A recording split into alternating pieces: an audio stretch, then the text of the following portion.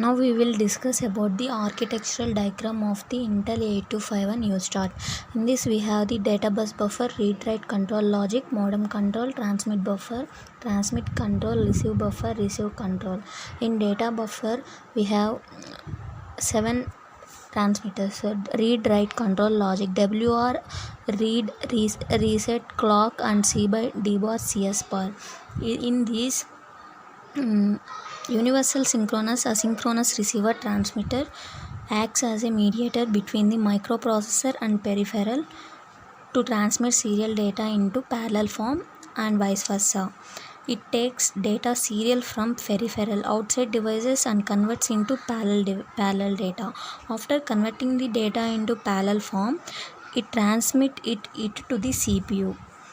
Similarly, it receives parallel data from microprocessor and converts it into serial form. After converting the data into serial form, it transmits it to outside device peripheral. Now we will discuss about the block diagram. It contains the following blocks. Data bus buffer. This block helps in interfacing the internal data bus of 8251. The system data bus, the data transmission is possible between 8251 and CPU by the data bus buffer block. Next we will go to read-write control logic.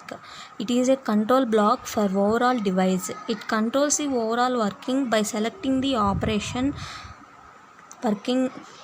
Depends upon the input signals as. In this way we can select any three registers from this. Now I'm discuss about converts analog signals to digital signals and vice versa, and helps the computer to communicate overall telephone lines or cable wires. The following are active low pins of modem. Next, modem control. In this modem control, DSB, DTR, CTS and RTS are the signals. It is an input signal which control the data transmit circuit, and DTR is the data terminal ready is an output signal. CTS is an input signal which controls the data transmit circuit. And last, RTS, it is an output signal which is used to set the status RTS. Next, go to another side. From the internal bus line, it is transmitted to transmit buffer.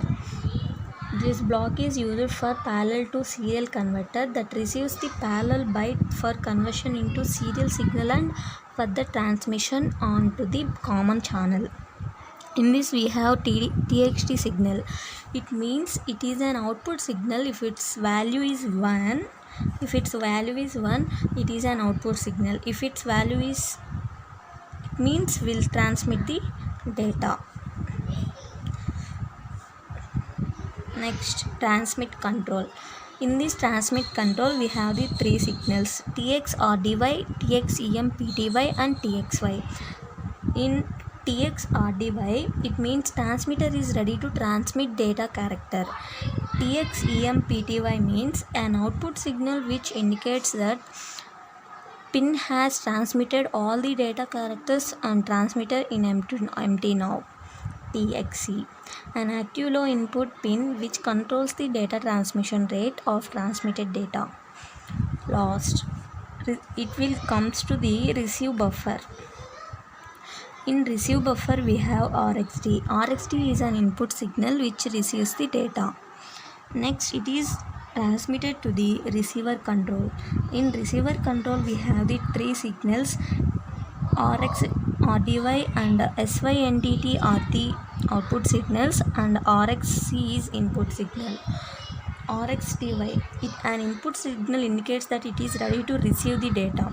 It is ready to receive the data. And RxC, it is an active low input signal which controls the data transmission rate of received data. Last, an input or output terminal external synchronous mode into terminal and asynchronous mode output terminal. In this internal bus line, The data bus buffer is transmitted to the internal bus line, and it is transmitted to transmit buffer, and it is transmitted to transmit control, and it goes to and ready write control. It is transmitted to transmit control and receives receive controller, and this receive buffer is again transmitted to the internal bus line, and it is transmitted to modem control. This is the architecture about the Intel 8251 USART. We will discuss about three program on logic operations. Dot model small is for memory segment and dot data for data segment. A and B are the two to give the data, and C, D, E, F, G are to give the output of the program. Dot code. In this AX and data, move BAX and AX to the AND operation. AND operation in the form of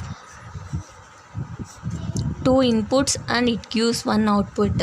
For example, 110 and 10, it will gives the output as 0, 1 and 0. This is the output for this, and this AX and BX are transmitted to the C, and CA moves to the BX. And now we will use the OR operation. OR operation, it is also having the two inputs and one output. In this AX register and BX register are moved to the AX, and then AX is moved to the BX. These AX and BX are transmitted to the XOR. XOR in the form of which is complement to the OR operation. AX and move A. NOT operation. NOT operation is also, it has only one input and one output. In AND and OR we have two inputs and one output, but in this NOT operation we have only one input and one output. This is move into the F. Move AX A and BX B to NAND. NAND is complement to AND operation. These registers is transmitted to G, and then AH and 4CH into 21H. And end is not temporary, it is not required, but to quit the program we have to use the AND operation. Now let us comes to output. In this A operation we have the output as 0 0 0 0 0 0 1 0 1 B. 0 0 0 0 0 0 1 0 1 0 B. C 0 0 0 0 0 0 0 0 0 B. T 0 0 0 0 0 0 1 1 1 1 B.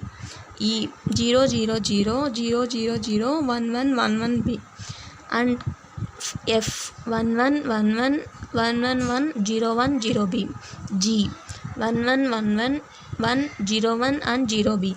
This is the output for the following program. This is the program of logic operations.